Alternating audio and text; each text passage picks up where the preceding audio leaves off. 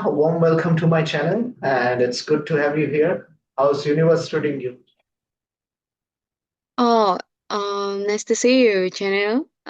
It's really nice to meet you today, and I feel so glad that you give me this opportunity to be with you here as a guest. And I would Mhm. love to tell my viewers that she's from Indonesia and she's in the field of English. She's an enthusiast about learning English as well as by profession. She is a nutritionist. So we're going to dive deep into these topics, the significance of English, and as well as some sort of, nutritionist things as well. So I can't wait to have this conversation with you. So, yeah. Sure. First, enlighten me about your work. Well, being a nutritionist, like we help people to do their diet. Most of the time, we give consultations about how you manage your diet daily. But back then, after I graduate, I used to work in education organizations. So it's like an organizations that provide research about children nutrition. So I am helping them as a nutritionist to doing some observations on field and doing measurements of the child to know what kind of issues of nutrition that we have in our place. Yeah. Wow, it sounds fascinating. And Naya, what are the cons of your work, Naya?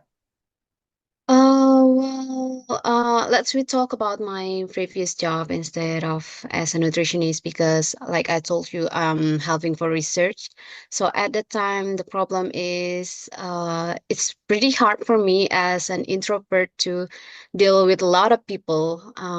Maybe if I'm not wrong, I'm meeting more than 2,000 people, for about 1.5 year before, and you have to have like a good communication skill, and you have to dealing with your clients, or we call it our respondents back then. And like everyone have um different personalities, so we have to do something to make them feel comfortable wherever we ask them about the questions, or when we try to observe them. Yeah. Wow. And Naya, as you talked about communication skills, that reminds me of the question. As you are an English enthusiast, you are like your English is way good compared to like other Thank you Indonesian. so much. So, what's the significance of English, like in your country, in Indonesia, and as well as in your life? Uh, Well, for me, English is very important as a nutrition, especially in today's global world. Many scientific journals, research articles, and nutrition guidelines are written in English. So, to understand the language, it helps us to stay updated with the latest knowledge and discoveries. English is also useful when communicating with international clients. I think if I'm thinking about working abroad, and if I want to continue higher educations, it will be easiest for me to do that. And in my case right now, I'm thinking about continue my study abroad, but I hope that it could be work because I'm still trying to improving my English for now. Hmm, got it. And when it comes to improving your English, Naya, what sort of techniques or strategies to apply to elevate your skills? Well, I think about learning English, we need to be confident, especially when you want to improving your speaking skill. You must be confident. Try to like practice every day, either by yourself or try to find friends to practicing your English. Because for me, I use some platform when I can talk in with people around the world, with different people from another country. So it helped me to getting used to the accent, and also I can have more knowledge about the countries itself. And beside that, I also try to read some articles. I have one website that I always open every day to help me to get update about a lot of things, not only about the health or about education or something. You can check it on Ingo. If I'm not wrong, it's called it Ingo. They have like different levels on the articles, so you can adjust with your level in English, and they will always give you new vocabularies in each articles. They also have audio, so it can make you easier to learn how to pronounce the word. And like by the end of the articles, they will also have like questions and some discussions, and you can also try to like improve your reading skill as well. I think it's pretty nice to do that. It's amazing. Trying to hit two birds with a stone. Not only you'll get to learn English as well, but you'll, on Hmm. the other hand, you'll get information of on different topics. Yes, yeah, yeah. It's really profound. Yes, And yeah. coming back to your country, as I'm elated to have you here on my podcast. You are the first person from Indonesia with whom I'm having a conversation. So I was really thrilled to have you here. So my next question, Hmm. like, I'm kind of naive about Indonesia, so enlighten me. Like, what sort of things one a person can do? What are the places a person can visit when he or she comes to Indonesia? Oh, well, in Indonesia, we have a lot of island. Maybe for some people they haven't heard about Indonesia. Indonesia have more than 17,000 island. And we have like a lot of cultures. We're having a lot of language as well. So in Indonesia, I think the famous place that people, especially tourism, often heard is Bali. But you can also visit some places next to Bali, like in my island. I live in Lombok, by the way. It's one of the tourist destination, and we also have Raja Ampat next to it. It's like next to each other actually.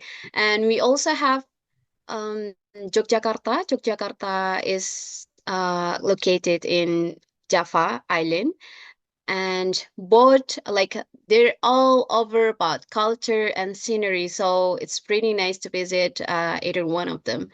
Yeah. Wow. And what's the currency over there, Naya? Like the currency of Indonesia? In Indonesia, we use rupiah.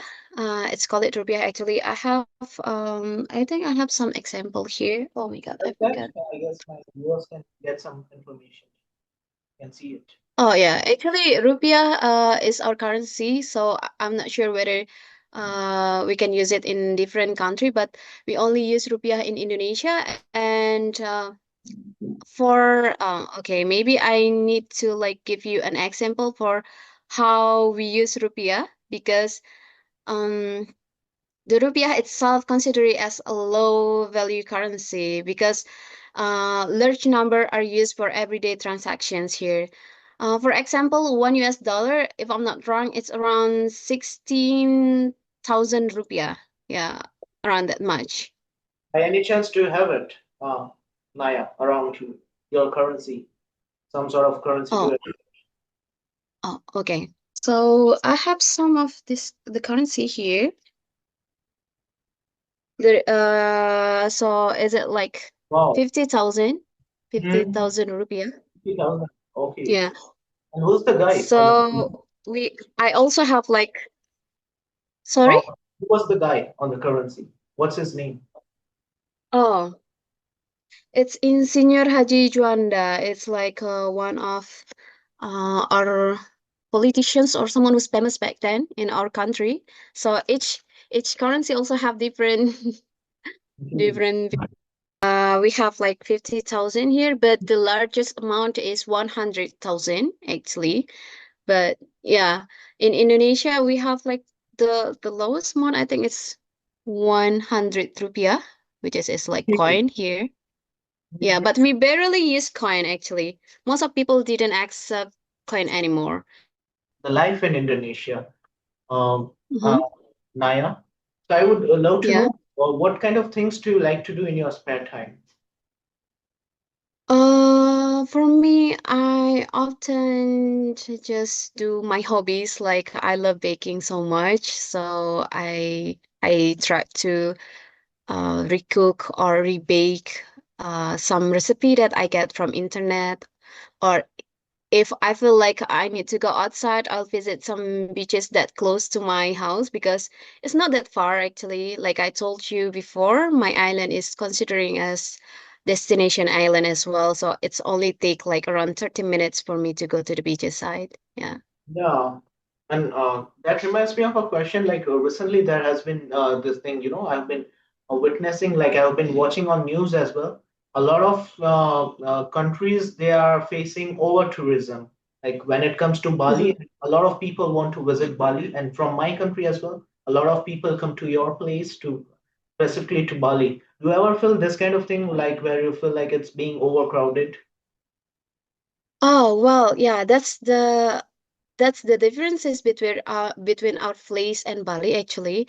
Because our place, even though it's tourist destination, is not as crowded as Bali. We don't even have any traffic jam here because wherever people ask me about what kind of destination you can visit in Indonesia, I will always tell them there is two kind of options. Like if you prepare to go in a crowded place, you can enjoy party or something like that, you can visit Bali, I think.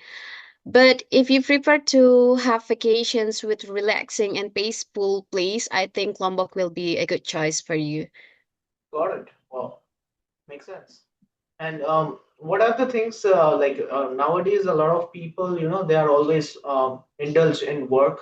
They think that work is worship, and even I'm one of those people. But I would love to know what makes you happy apart from the work that you do. What's your definition, or what are the things that make you happy? Well, for me, something that make me happy is like when I can do something that I like I told you, I can do my hobbies or like meeting my friends. But these days, since January this year, I have new resolutions. I want to improving my English. So every time I just spare some times to join some platform to practicing my speaking skill, and it make me happy actually. Meeting a lot of people around the world make me so happy, and most of the time we always talking about our culture, and also we even praising each other, give compliment to each other. That's also helped me to build my confidence wherever I'm trying to talking in English. Makes sense.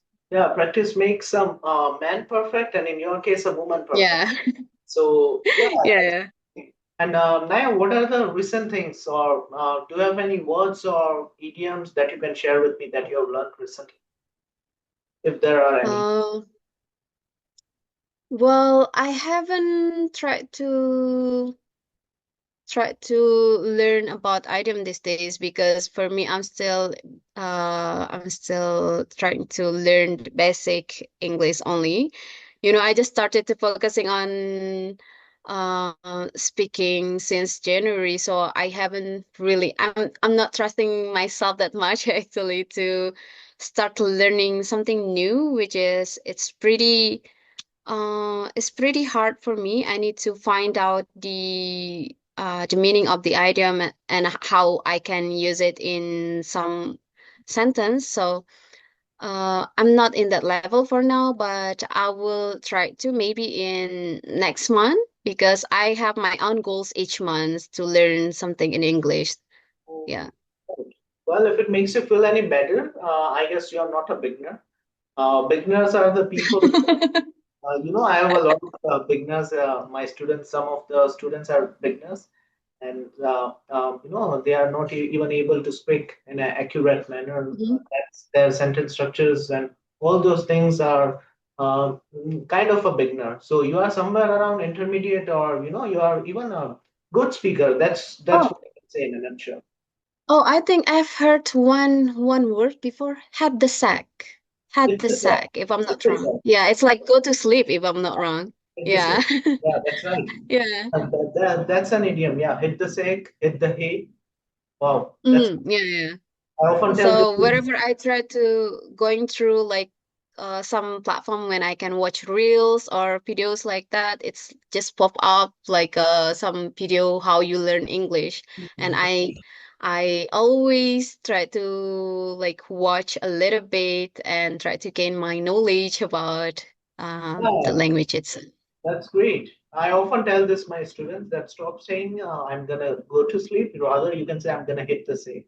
So, my Mm, friends mm. who are watching this podcast, I guess now you know, it's not theoretical, it's practical. A lot of people use this.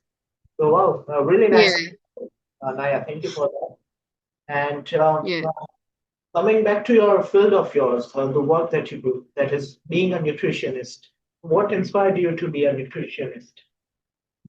Well, if I have to tell you the stories for the first time I choose this major, actually, it's kind of funny because I don't have directions back then. I don't even have purpose in the future, like how I can live my life. But my parents and my family always tell me that if you don't have something in your mind right for now, you can just choose medical or something that's related to health sector because either if you don't have any job later, you can at least you can help your family in term of health or well-being, something like that. Makes sense. Wow, nice. And you didn't jump on the bandwagon. A lot of people do it just for the sake of getting degrees and all. But even though you were confused, in the back of your mind, you had this thing that I want to do this so that I can do it for my family as well. So that's inspiring. Well, yeah. At first, I was thinking about that, but right now I try to enjoy it. Like after I work for the children's, like I told you before, I meet a lot of people, and it's inspired me a lot to learn more about nutrition.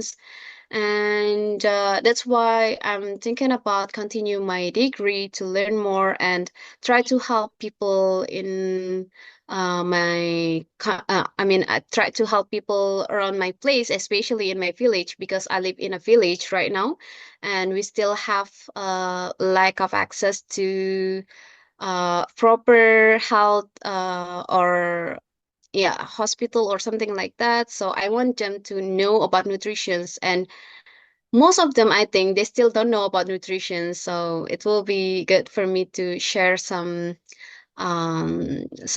knowledge about these things. And Naya, like recently in my country, I often say this thing. Like a lot of youngsters, they are really into junk food, and they think it Mm-hmm. is kind of cool that they are trying to be more westernized by consuming those kind of things. So I really want Mm-hmm. to, being a nutritionist, what's your take on it, and what sort of advice would you like to give to people like us who are youngsters and who are consuming junk food on regular basis? Well, actually, junk food refers to the food that are high in calories but low in nutrition. In nutrient, I mean, they usually contain a lot of sugar, salt, unhealthy fats, or even artificial additives, but very little in vitamins, minerals, and fiber that your body actually needed for daily. And why is it called junk food? Actually, because even though it may taste good and feel satisfying, it offers a little uh to Benefits? no real nutritions. Yeah.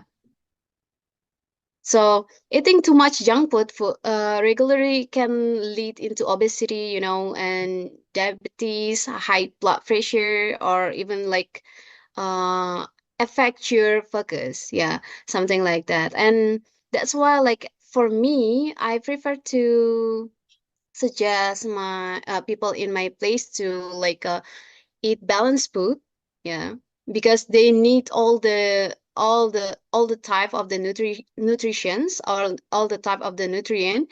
And balanced diet is a way of eating that gives your body all the nutrients it needs to stay healthy and strong. I mean, it's included something like carbohydrate for energy, proteins to build and repair the body, fruits and veggies for the vitamins, minerals, and fiber, and also healthy fats in a small amount, so like nuts, seeds, avocado, and also you need to drink a lot of water to stay hydrated.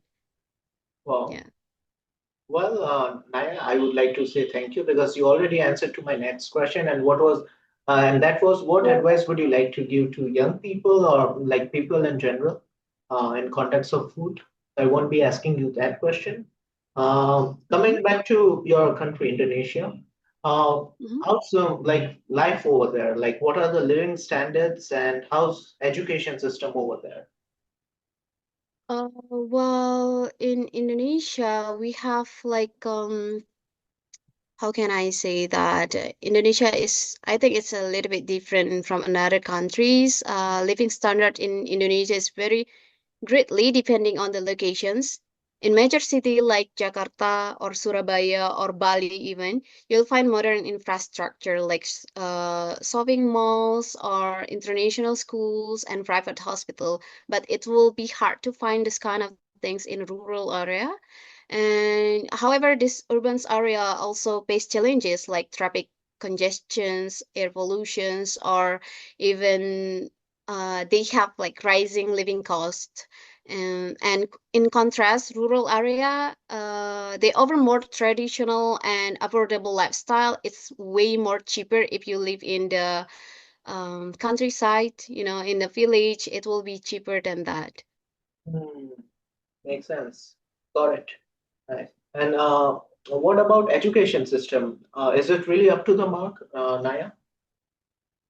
For educations in Indonesia, we have like actually, our governments also provide for educations until 9 years. Yeah. So in Indonesia, we have like 6-3-3 system, which is 6 year for elementary school, 3 years for junior high school, and 3 years for senior high school. And after that, you can decide whether you will go to the university or not. And student can choose to continue either in academic or in vocational tracks, yeah, depending on their interests and goals. And right now we have like some programs. It's called it Merdeka Belajar or Freedom to Learn. So Indonesia is still taking bold step to improve their quality in education. Okay. Yeah. All right. Wow. And on that note, Naya, I guess I won't hold you any longer. It was really intriguing to have this conversation with you, and thank you for Yeah. your precious time. And Yeah. Thank you so much for having me. I hope that my viewers will also learn a lot from you. And yeah, take care, Naya, and we will catch up soon again. Thank you so much.